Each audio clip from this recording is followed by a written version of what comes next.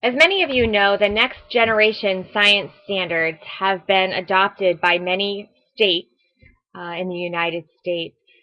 A lot of our schools are also becoming early adopters of this program as we feel, or schools feel, that this is going to be around to stay for quite some time.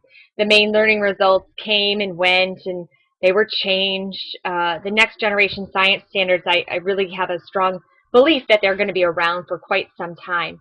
I'm going to take a minute and go over this simplistic PDF with you on how to read the high school structure and function one or standard, just for an example. If you haven't yet, I strongly encourage you to go to the Next Generation Science Standards website and to look at the progression from kindergarten through grade 12. When I first read this, I looked at this and said, there's no way my students, or all of them, are going to be able to meet each of these key pieces.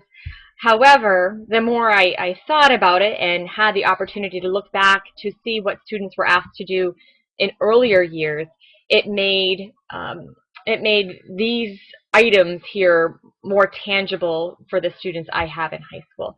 So if you haven't done so, I again really encourage you to read and look at the progression over time.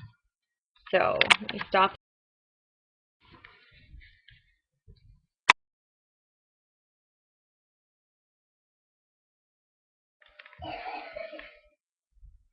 Take a moment and look up here, high school structure and function. These are the three standards that all students should be able to understand and then find ways to show that they have met those items. And teachers need to develop their material to make sure that they are hitting these standards for their students. So at the end of the year, at the end of the course, they are able to say that they've met those standards. Then underneath here, it's developed into three different categories. So above are performance expectations, and then underneath are science and engineering practices. We certainly know that many of our students need some work in this area. Disciplinary core ideas. Those are ideas that basically, for me, go back to a lot of the main learning results. General information, things that students should know from learning about the standards above. And then finally, these cross-cutting concepts, which I think are so important. Systems and system models, structure and function, stability and change. So the idea is that students can hit these standards above, but they also need to make sure that they understand how to apply that information. The cross-cutting concepts are going to come in.